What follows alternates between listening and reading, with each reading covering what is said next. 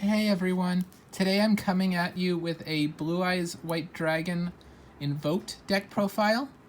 Before I get into it, I'd like to ask you to like, comment, and subscribe so that other people can see my videos with the algorithm promoting it for them, and so that you can continue to see my videos in the future. Without further ado, let's get into the deck profile.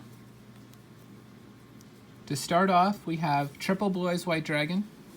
It's one of my favorite arts of it, and it's pretty standard for a deck like this. Next off, we have triple Blue Eyes Alternative. What this card does is you reveal a Blue Eyes White Dragon in your hand to special summon it, and then once per turn, it can pop something your opponent controls, but it can't attack the turn you do that. Then we have the one Dragon Spirit of White. What this card does is, when it's normal or special summoned, you're typically special summoning it, you can banish a spell or trap your opponent controls. And then also, as a quick effect, it can tribute itself to summon a Blue Eyes White Dragon from your hand.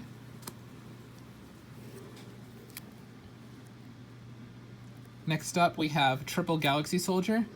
You discard a light monster to special summon it, and then once per turn, when you do that, it can add another copy of itself to your hand. So what you're doing with this is you're going into like Cyber Dragon Nova and Cyber Dragon Infinity. The best play to do with this is to discard the White Stone of Legend, so you get both their effects off, so you get another light monster as discard cost, and then another Galaxy Soldier, so you have the Infinity right there. Next off, we have triple Alistar the Invoker. What this card does is, when it's normal summoned, you add Invocation from your deck to your hand, and also it can be discarded to give an invoked fusion monster more attack until the end of the turn, which is useful.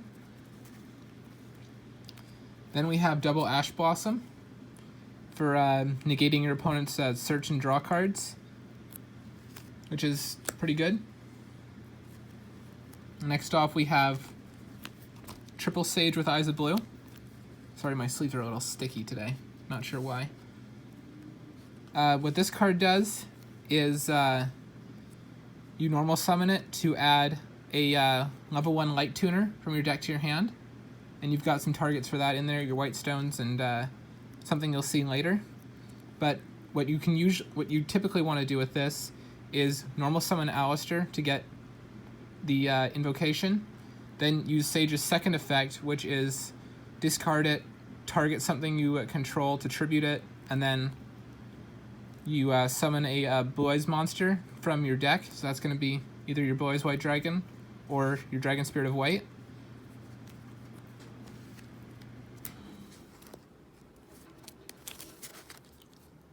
After that, we have some of the tuners and spells and traps.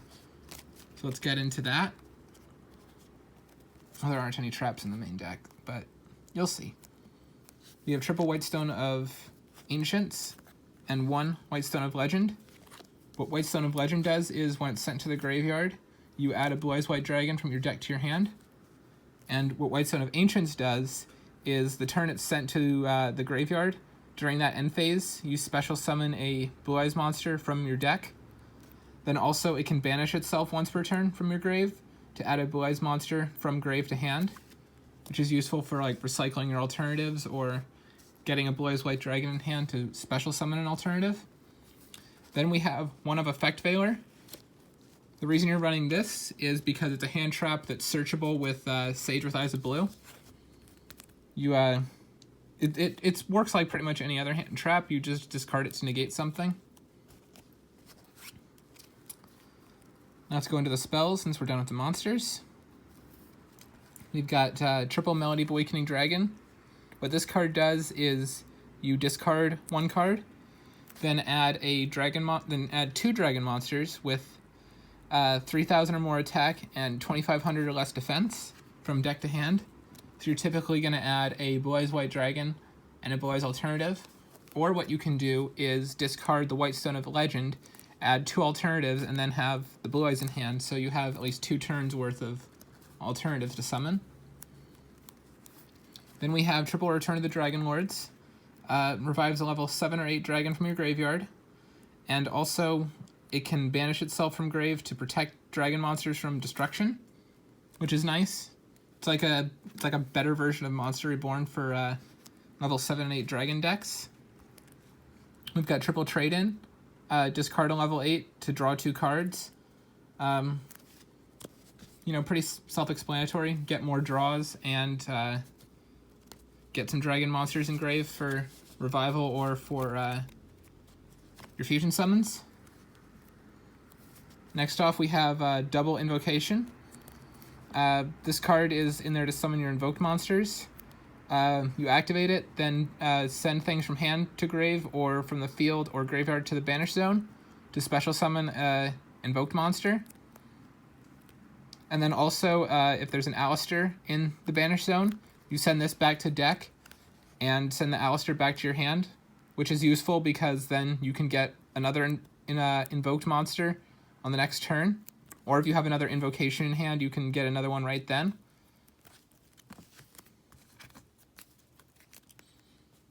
So something useful about the invoked engine is it kind of it's like a cycle with that, so you can just keep doing it and doing it and doing it, not have to rely on just hard drawing things.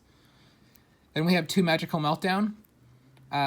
This stops your opponent from negating your fusion summons, and also lets you search Alistar upon its activation, which is nice because you want to get your fusions on board, and you want to make sure you can get to your Alistar to conduct your fusion summons.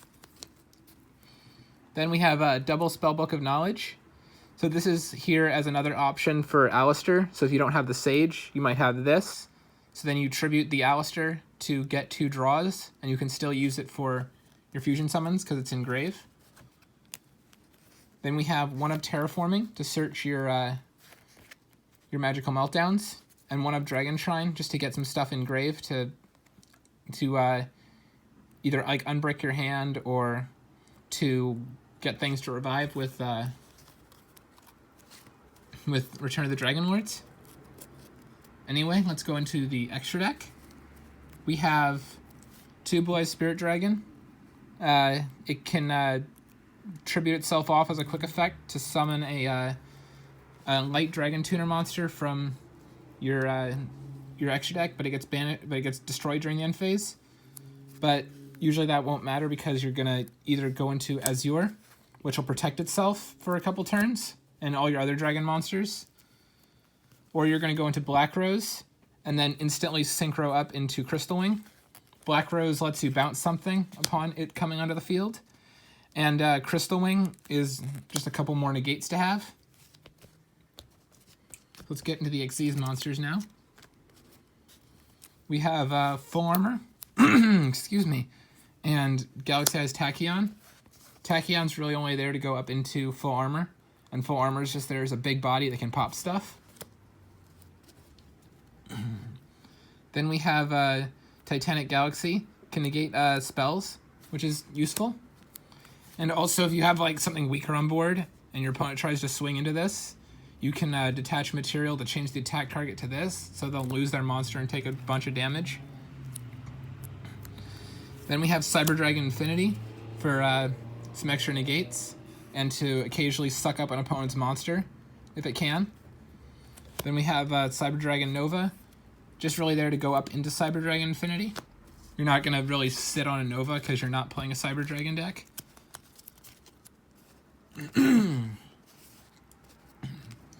Then we have Triple Macabre. Discard a card to negate something, like if your opponent activates a spell, discard a spell to negate it. If they activate a monster, discard a monster to negate the monster. Pretty self-explanatory. Purgatrio. This one's there to either get some more advantage off of your own Ash Blossom, or to punish your opponent for ashing you.